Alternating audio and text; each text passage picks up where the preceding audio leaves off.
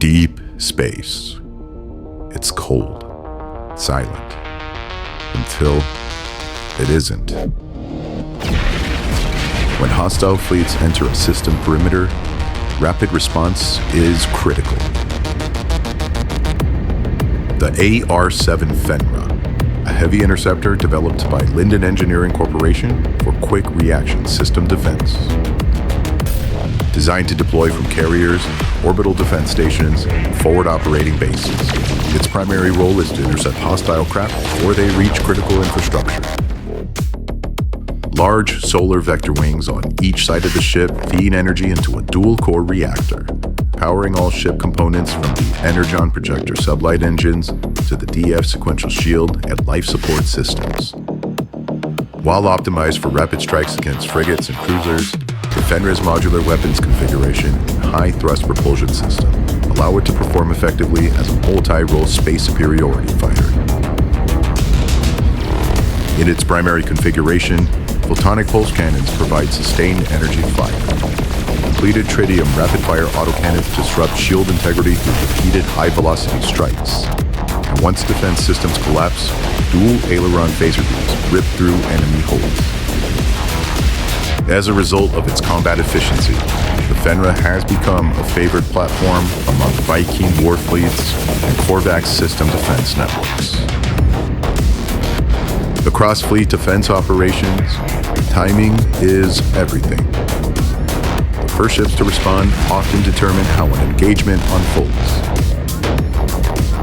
The AR-7 Fenra Strike Fighter by Lindan Engineering Corporation. Alright shipwrights, welcome to another LEC build. Today's video is a No Man's Sky Corvette, and we're finally going to be using some Aeron parts. The Fenra's primary role is a heavy interceptor and strike fighter that's meant for quick strikes against small to medium frigates. But it's also capable of dogfighting against smaller ships as well. I was kinda torn between making this a dedicated bounty hunter build versus the interceptor that I ultimately went with. But pretty much all of my ships are meant to be platforms that you can upgrade and convert for your own purpose. Think Star Wars. Almost every iconic ship started life as some sort of ordinary role ship before getting upgraded into what we know them to be. And that's the idea with all of my ships. So that being said, if you are also into interior decorating, I did go with a bounty hunter theme on the inside as opposed to something like a typical fighter theme. And as far as the design goes, I kinda took some inspiration from the DP-21 strike fighter that I did for Starfield, but really only with the wing design. This ship actually has a lot more in common with the T7 Arcline build from a couple months ago. Like, building out the fuselage is almost entirely the same process, just with some different parts. Also, I know the ship stats are pretty basic, but I really don't prioritize them in the base Corvette build since we can always improve them with better tech upgrades afterwards. Now, as far as the build process goes, we will be using 3 different glitch methods. If you've been building my ships in the past, we're going to continue using those half-step offset glitches, but we're also going to incorporate the 180 flip as well for the Arcadia S-foils. That tail flip will be the last section of the build guide, so you'll have plenty of time to decide if you want to keep the normal orientation of the S-foils or go through the process of flipping them. In any case, everything will be detailed step by step, and the rest of the ship is pretty straightforward. The guide is broken into chapters with timestamps, and all the instructions are subtitled, so you can build this at your own pace. But always remember, if you have any questions or if you get stuck anywhere, feel free to reach out to me in the comments.